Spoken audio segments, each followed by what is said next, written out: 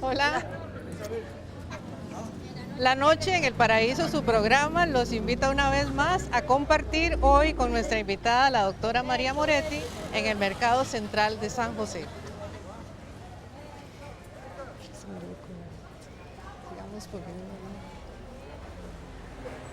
María, ¿qué recuerdos estar aquí en el Mercado Central?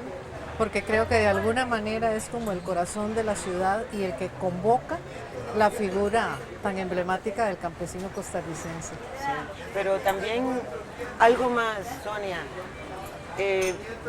es también lo estrictamente popular, en donde podemos escuchar las diferentes variantes de una lengua que normalmente consideramos que es totalmente homogénea, un solo bloque.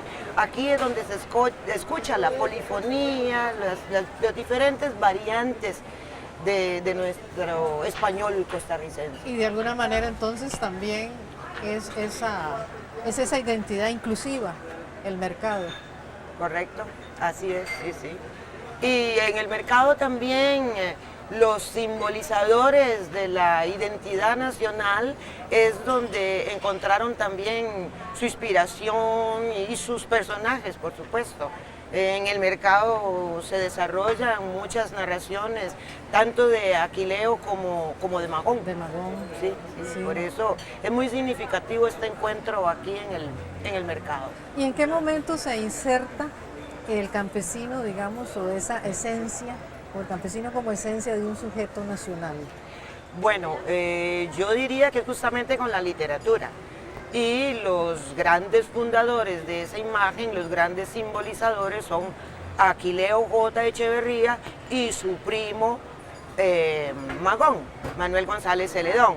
Pero a ellos hay que agregar luego el otro primo, que es José María Celedón, el creador, Billo Celedón, el creador de la letra del himno nacional. Solo que él viene después, pero retoma las imágenes que crea la literatura costumbrista de la pluma de Magón y de Aquileo. ¿Y hay alguna diferencia entre el labriego sencillo que también has estructurado en tu estudio sobre Debajo del Canto y esos campesinos magonianos? Pues sí, claro que hay alguna diferencia. El labriego sencillo que inserta Billo Celedón en 1903 está en un contexto diferente.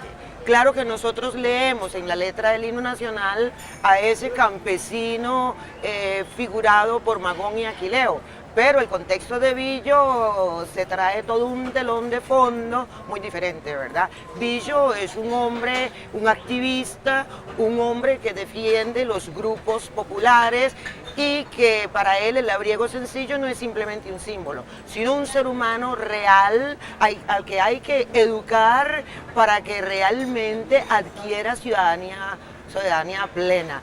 Por eso en el himno nacional el concepto de trabajo es tan importante, porque él, más que el campesino, a pesar de que él habla el labriego sencillo, Billo está pensando en un concepto mucho más amplio, que es el del trabajador, que luego nuestros padres van a llamar el obrero.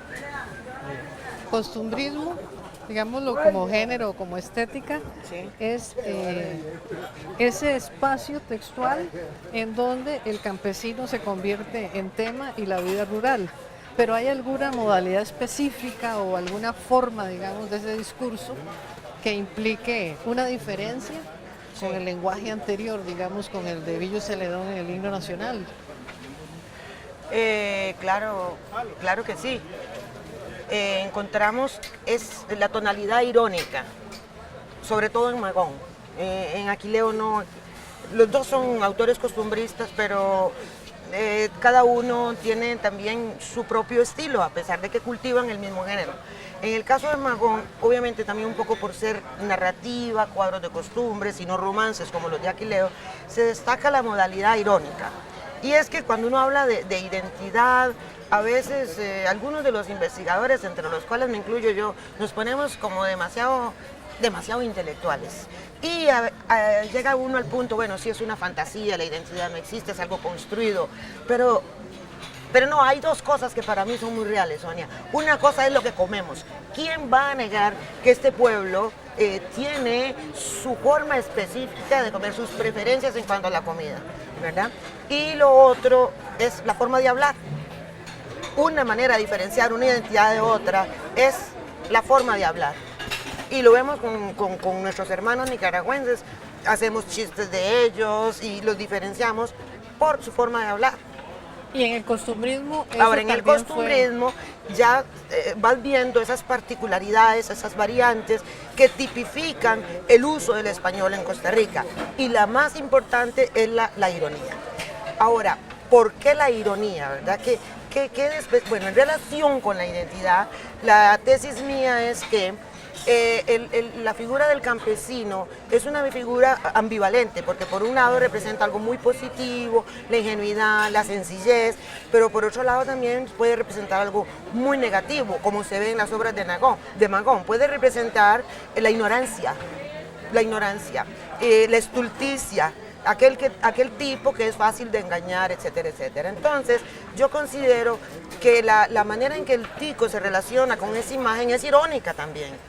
Es irónica y es una manera de compensar ese valor de doble vía que tiene la figura del labriego sencillo, la figura del campesino. Y como me decías hace un ratito, entonces, si hay elementos que nos unen, hay lenguajes que nos separan. Correcto, la palabra es lo que más nos une, por eso te decía, una de las cosas, digamos, más concretas y más materiales de una identidad son, por un lado, la cocina, la olla, y por otro lado es el lenguaje, la palabra. Entonces, en la palabra nos reconocemos como ticos.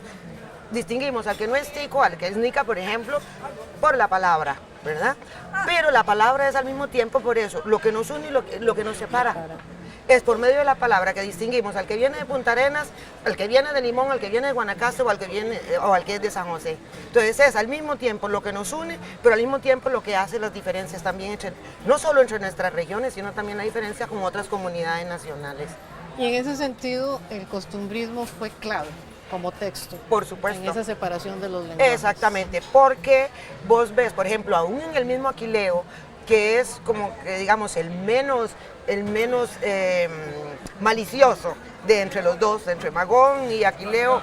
Magón es el más malicioso. Aún en el mismo Aquileo, que es el menos malicioso, hay separación lingüística entre la palabra del escritor y la palabra del campesino. Y esa separación se da por medio de las comillas. Y Magón es más claro, es decir, ese que está hablando ahí no soy yo soy un tipo ilustrado. Ajá, el otro es el ignorante. El otro es el ignorante, exactamente, el bárbaro. Mari, en tu libro Magón, la irresistible seducción del discurso, ese estudio sobre Magón nos presenta también la imagen y analizaste perfectamente esa imagen del concho magoniano en la figura de Cornelio Cacheda. Cornelio Cacheda, sí, yo creo que de los personajes magonianos, Cornelio es el típico concho, ¿verdad? Concho es esa persona que no tiene refinamiento, que no tiene pulimento. Y Cornelio, acordate que es descrito casi como un animal, como una enorme bestialidad, sus manotas, los escupitajos que tiraba, los talones rajados, como Pejivalle, dice Magón. Fue verdaderamente cruel Magón con la figura de Cornelio.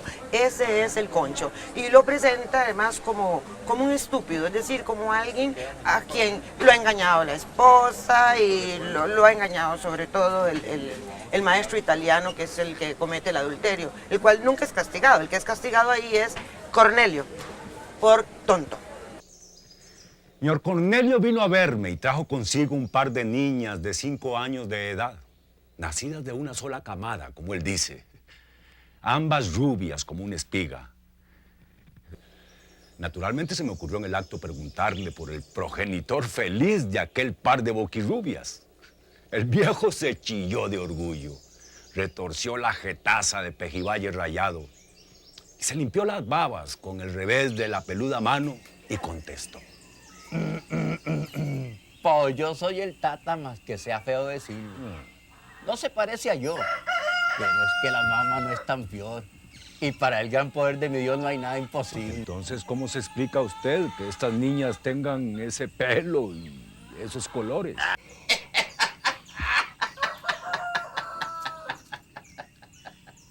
¿De qué se ríe, señor Cornelio? Pues no iba a reírme cuando veo que un pobre hombre como yo, un camperuzo peón, sabe más que un hombre como usted que todos dicen que es tan sabido, tan leído, hasta hace leyes con el presidente y con los ministros. A ver, explíqueme eso. Usted sabe que ahora en marzo, hace 5 años, hubo un eclipse de sol. Un eclipse que oscureció todo el sol en todo el medio. Bueno, como unos 20 días antes, Lina, mi mujer, quedó habilitada de estas chiquillas. Y desde ese entonces le cogió un desasosiego que todo aquello era cajeta. No había cómo atajarla. Bien. ¿Y de ahí? ¿Cómo? ¿Y de ahí qué? Pues no ve que fue por estar espiando el sol desde buena mañana por lo que son canelas. ¿Usted no sabía eso? No, no sabía. Y me sorprende que usted lo haya adivinado sin tener ninguna instrucción. Pues, ¿para qué engañarlo? Yo no fui que adivinó el Busilis. ¿Usted conoce un maestro italiano que hizo las torres de la villa de la iglesia? Un hombre gato, colorado, bien blanco y bien macizo, que come en casa desde hace 6 años. No, señor Cornelio. Pues él fue el que me explicó la cosa del eclipse de sol. Y hay algo también de un Cornelio que trata de engañar al mismo Magón. Claro, ¿Cómo cuando uno se hace analizó eso? una lectura que no se deje manipular del autor magoniano, ve uno la posibilidad de que Cornelio no sea tan tonto como Magón lo pinta, sino que más bien él está usufructuando todos los beneficios que las niñas salidas de ese adulterio le proporcionan, ¿verdad? En ese sentido, ahí más bien Cornelio está dando visos de una inteligencia natural, de una sabiduría insulsa, pero sabiduría al fin, ¿verdad? Ahora, Sonia, ahora que estamos justamente en el mercado, también me estaba acordando de que el mercado es el contexto de una novela muy contemporánea en Costa Rica, una novela de los años finales de los 70, casi 80, que es Cachaza, de Virgilio Mora. La figura de Cachaza tiene mucha relación con el mercado, es justamente aquí en el mercado central donde él luego es tomado prisionero por la policía y llevado de aquí al asilo Chapuí. Al asilo. Así es que el mercado sigue siendo contexto aún en la literatura nacional contemporánea, ¿verdad? Y precisamente en tu obra también trabajas la figura del polo, haciendo alusión a este nuevo, ¿cómo se diría? Esta nueva autoría Sí, en la literatura sí, costarricense. la del polo. Virgilio Mora, un desamparadeño, él en sus siguientes novelas va construyendo un personaje que termina siendo su doble. Y ese doble comienza a cuestionar al autor que lo ha creado. Y lo cuestiona en términos de indicarle que él es un hipócrita y que él es un mentiroso. Él que se las tira de escritor, de persona refinada, su personaje le demuestra que no, que en el fondo él es un polo. Él es un polo. Y este personaje luego convence al autor, después de una serie de chantajes, de que él también tiene derecho a escribir. Y comienzan los dos a escribir conjuntamente una novela que se llama, por eso mismo, Mano a Mano. Mano a mano. Pero la herida que le infiere el personaje al escritor Mora es tan grande que luego Mora escribe un poema autobiográfico en donde se describe en su compleja personalidad. O sea que él es una personalidad muy compleja, llena de contradicciones, etcétera, etcétera.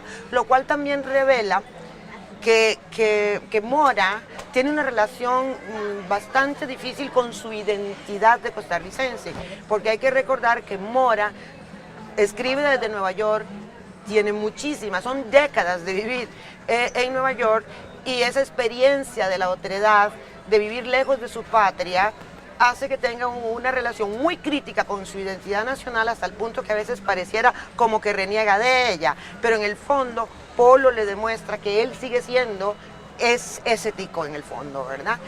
Un tico muy complejo.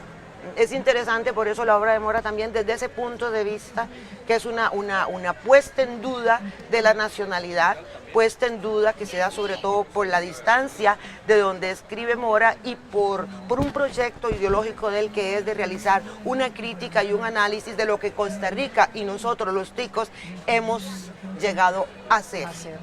En ese sentido, entonces, es que llamaste en el libro de polo a polo. Hablé, sí, hice una comparación, porque digamos, sí es cierto, si asumimos que ese tico, que esa identidad nacional existe, también tenemos que asumir que evoluciona.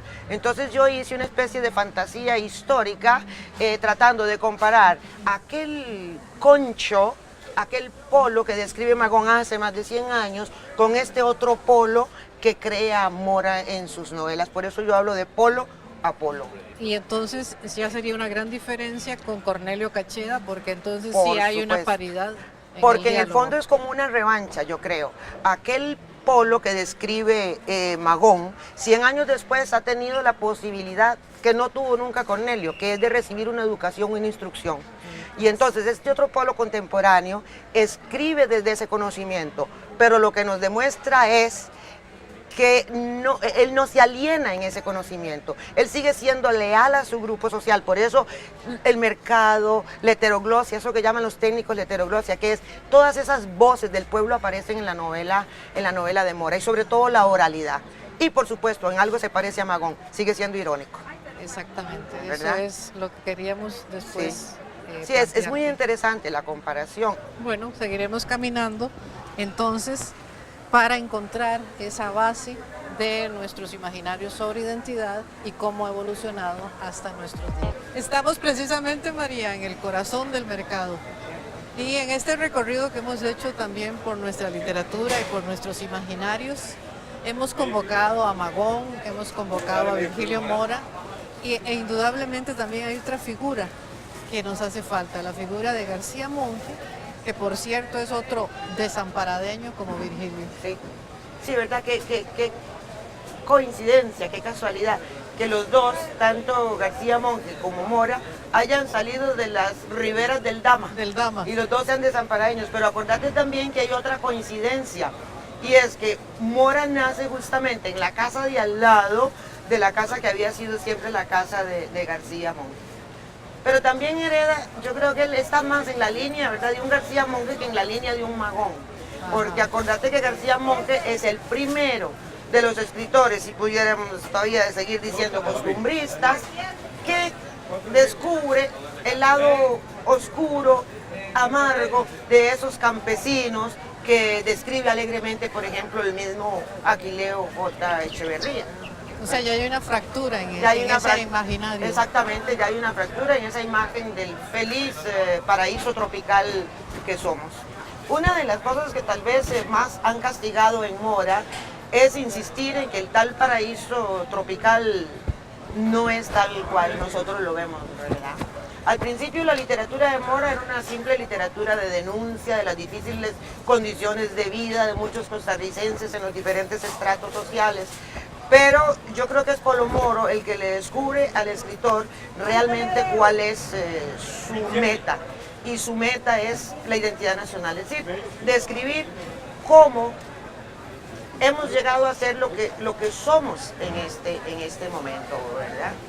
E inclusive hacer a la inversa de Magón, en el sentido que ahora es el polo el que le muestra. Definitivamente. Como decíamos hace un rato, la escritura de Mora llega un momento en que comienza a cañonear a la clase culta de Costa Rica, y muy especialmente al círculo de los escritores. Y justamente hay que recordar que algunos de los escritores que él critica seriamente han sido premiados, justamente con esos premios que se llaman Magón o Aquileo J. Echeverría, ¿verdad? Y bueno, en el fondo uno podría pensar, es un poco resentimiento de Mora, porque ha sido castigado con el más cruel de los silencios en el ámbito literario y crítico de nuestro país. Y bueno, y sería muy humano, aunque él dice que no, que a él esos premios no le interesan, pero en el fondo es muy humano, que puede hacer un poco de resentimiento. Y la mediación discursiva en Mora también es la ironía. También es la ironía, claro que sí. Del todo la obra de Mora es profundamente irónica y en eso también es muy tico. Y ahí sí sigue la misma beta de Magón. García Monge no es irónico, pero Magón sí lo es. Entonces ahí en esa parte él se alinea al estilo costumbrista, ¿verdad? En la parte irónica. Pero precisamente para que veamos y nos veamos tal y como somos, sin esconder Exactamente. todos los clics de sol que se ocultaron en Magón. Eso es, la ironía nos permite ver las dos realidades al mismo tiempo. Esa que decimos ser y la otra realidad que es la de nuestros actos, que muchas veces contradice lo que nosotros decimos que somos o lo que nosotros pensamos que somos. Entonces la ironía la que te permite ver la complejidad de la identidad misma y de la manera en que la asumimos. Y como él decía ahora en el poema que presentamos, Sí. también esa necesidad de la identidad, pero sin ese velo que oculta. Que impide esas ver las diferencias, variables y las variables. diferencias que son reales, claro. En el fondo, el gran reto de Mora es atreverse a ser uno mismo. Yo creo que eso es en lo que él insiste. Y esa es la historia de su pseudo autobiografía que se llama Memorias de un psiquiatra, ¿verdad? Es cómo él llega a entender que aún asumiendo una identidad, siempre nos queda la posibilidad de llegar a ser uno mismo. O sea, como nos ha demostrado entonces todo este análisis que hemos hecho, entre polo y polo hay mucha diferencia. Así es. Hemos venido, María, trabajando a través de este recorrido por el corazón de la ciudad, el mercado, y por el corazón de algunos textos capitales de principios de siglo a finales del siglo XX, Sí. las figuras de Magón y la figura de Polo Mora, de Virgilio Mora, Polo Mora. Ajá. Pero hay una gran diferencia, me parece a mí, y lo has enmarcado también en tu texto, y es que en Magón no hay un interés de desnudarse a sí mismo, como lo ha hecho Virgilio, casi como una posición o una poética de vida o de escritura. Así es, Sonia, pero hay que tener en cuenta también los contextos, ¿verdad? Las épocas. En Magón su proyecto era consolidar una nacionalidad. Entonces, el trabajo de Magón es más bien buscar la afiliación de sus lectores a ese consenso que él estaba creando y él estaba simbolizando. Entonces la figura de él, digamos, como individuo, como subjetividad, no es algo que se exponga. Lo que él quiere exponer es más bien un significado nacional del que él, eso sí, se presenta como la autoridad. Él es la autoridad del significado nacional. Y es incuestionable. Ese Incuestionable. significado. Y lo que hace Mora es justamente cuestionar esa autoridad. De ahí la crítica tan acerba a los simbolizadores contemporáneos que continúan, ¿verdad?, esa línea de la consolidación de un consenso que Mora lo que quiere es hacer ver que no existe como tal, sino que nuestra identidad es tan solo un espejismo necesario, pero espejismo al fin. Y que la realidad social nuestra es muy diversa, ¿verdad? Y problemática. Y eso es lo que a veces la gente rechaza de Mora, porque a nadie le gusta ver ese lado oscuro de nuestra sociedad, ¿verdad? Y tal vez del escritor, de sí mismo, porque yo he notado que en sus obras hay un desnudarse. Sí. De sí mismo, y eso le permite también, viéndose en sus propias fracturas de sujeto, Sí. de sujeto sujetado, Correcto. las fracturas de todo este otro imaginario. Claro.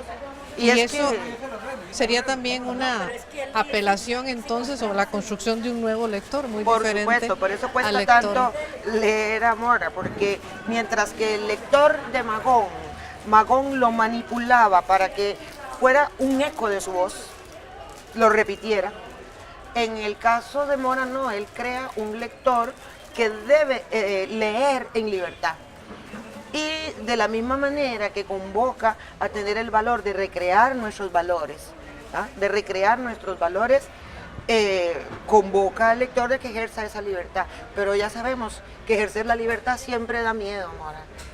Ya te dije, Mora, estoy pensando en De el da todas maneras, miedo. me encanta. Eso es lo más difícil. Es En muy Magón- fácil estar en el consenso, ¿verdad? En Magón el consenso da risa si pensamos en Cornelio Cacheda. En Mora, ¿qué es lo que produce Dolor, dolor. dolor? Dolor porque ese consenso también ha victimizado a muchos, ha excluido a muchos, ha marginado a muchos, comenzando por el propio labriego sencillo, el que luego va a convertirse en el maicero.